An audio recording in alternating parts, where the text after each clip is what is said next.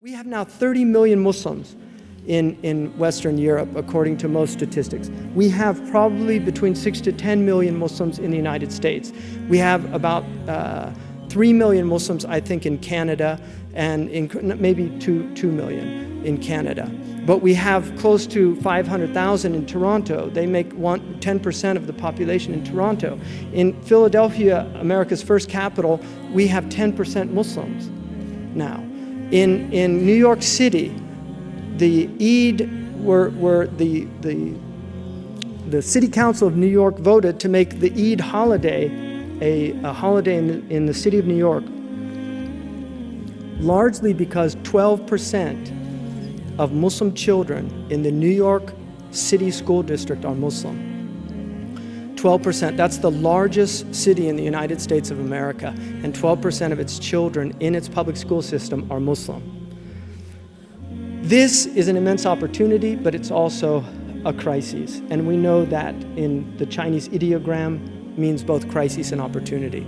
It's a crisis because if we don't somehow come to terms with the fact that Muslims do not have the intellectual tools to navigate their religion in uncharted waters, such as these that we are in now.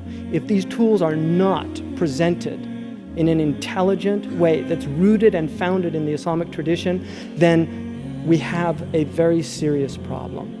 And this problem, right now, we're only seeing slight externalities. And I'll use that term externality, as you know, is a negative externality of a corporation is the toxic byproducts that come out of it. So like BP, the positive thing was drilling the well.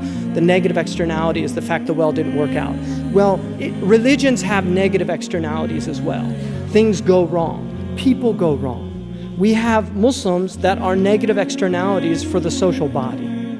Now, people leave it up to BP to deal with the problem, but sometimes the problem is bigger than BP.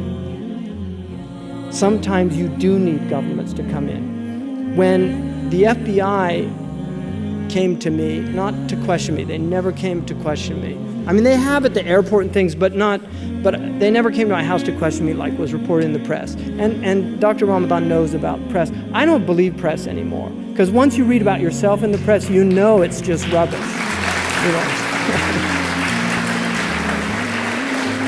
And Wikipedia, my goodness, you know. So the FBI, I told them, look, my wish, you know, really, my wish is you guys get it right. Really. This is a criminal problem. These are criminals, and they need to be stopped. Extremism is as American as apple pie. We have extreme sports. We jump off buildings, you know, with bungee ropes and things. We have extreme eating. We had a woman die recently in a water drinking contest. We have a hot dog contest where they eat 150 hot dogs. People from Egypt would never do that. You know, we have extreme music.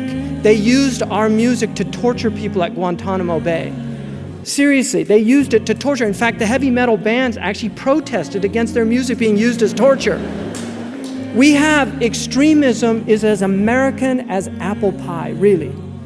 The problem is not extremism. Extremism is a human problem, but it's always been there. It will always be there. The problem is violence in a civil society.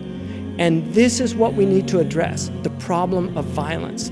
And at essence, Islam is an Iranic religion. It is a peaceful tradition. Our Prophet was not a warmonger. He did not like war. He disdained war. He said, never hope to meet your enemies, but if you're forced to meet them, be brave in the battlefield. He prohibited the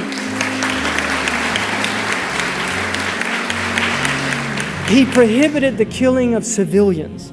He prohibited the killing of women and children. In the Maliki fiqh that I studied, the only time that you can fight a woman if she's a combatant on the other side. The Maliki jurists were so troubled by the hadith that they said, if you see a woman on the battlefield, run away from her. Because they did not want you to fall under that hadith, because it's a mutawatir hadith, it's a factual hadith that has the same strength as a verse in the Quran.